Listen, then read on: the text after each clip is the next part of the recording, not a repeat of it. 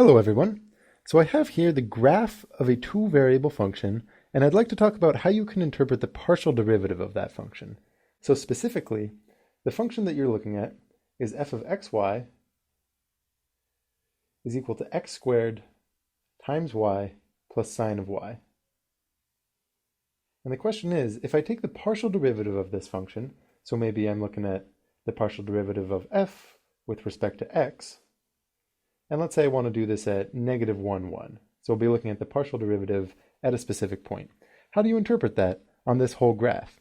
So first, let's consider where the point negative 1, 1 is. If we're looking above, this is our x-axis, this is our y-axis. The point negative 1, 1 is sitting right there. So negative 1, move up 1, and it's the point that's sitting on the graph. And the first thing you might do is you say, well, when we're taking the partial derivative with respect to x, we're going to pretend that y is a constant. So let's actually just go ahead and evaluate that. So when you're doing this, it says x squared looks like a variable, y looks like a constant, sine of y also looks like a constant. So this is going to be, we differentiate x squared, and that's 2 times x times y, which is like a constant, and then the derivative of a constant there is 0. And we're evaluating this whole thing at x is equal to negative 1, and y is equal to 1. So when we actually plug that in, it'll be 2 times negative 1 multiplied by 1, which is 2. Negative 2, excuse me.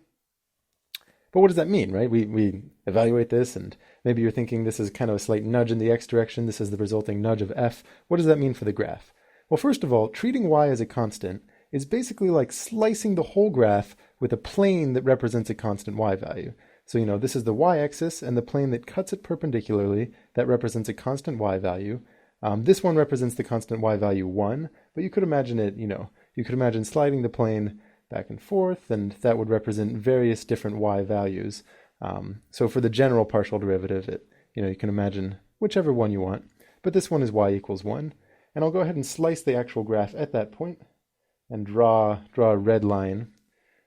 And this red line is basically all the points on the graph where y is equal to 1. So I'll just kind of emphasize that, where y is equal to 1. And this is y is equal to 1. So when we're looking at that, we can actually interpret the partial derivative as a slope, because we're looking at the point here, we're asking how the function changes as we move in the x direction.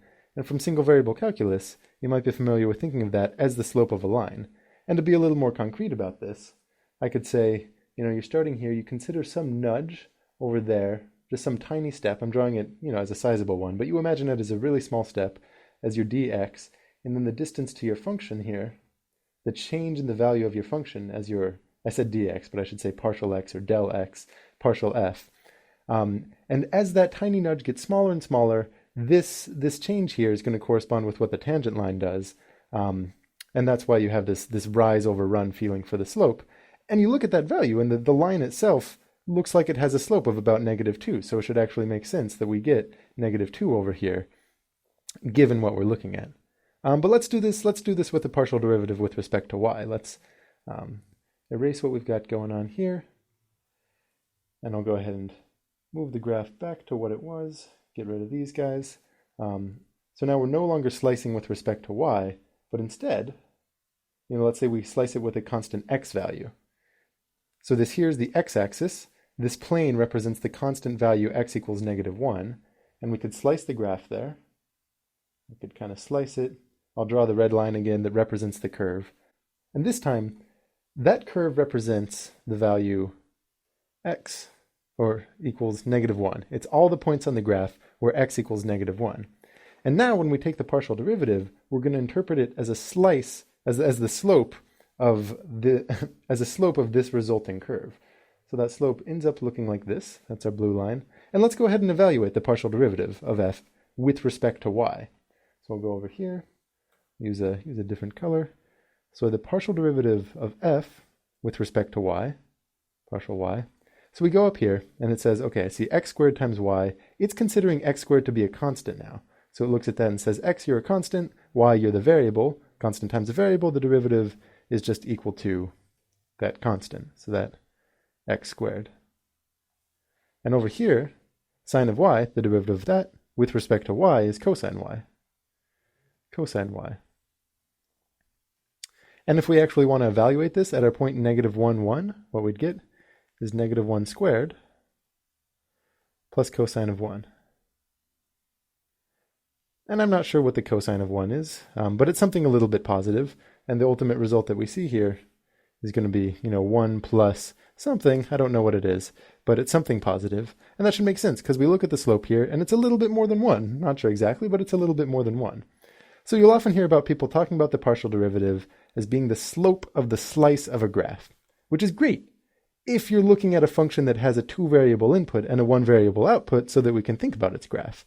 And in other contexts, that might not be the case. Maybe it's something that has a multidimensional output. We'll talk about that later when you have a vector-valued function, what its partial derivative looks like. But maybe it's also something that has, 100 inputs, and you certainly can't visualize the graph. But the general idea of saying, well, if you take a tiny step in a direction, here, I'll actually walk through it in this graph context again. You're looking at your point here, and you say we're going to take a tiny step in the y direction, and I'll call that partial y. And you say that makes some kind of change. It causes a change in the function, which you'll call partial f. And as you imagine this getting really, really small, and the resulting change also getting really small, the rise over run of that is going to give you the slope of the tangent line. So this is just one way of interpreting that ratio, the change in the output that corresponds to a little nudge in the input. But later on, we'll talk about different ways that you can do that. So I think graphs are very useful. Oh, when I move that, the text doesn't move.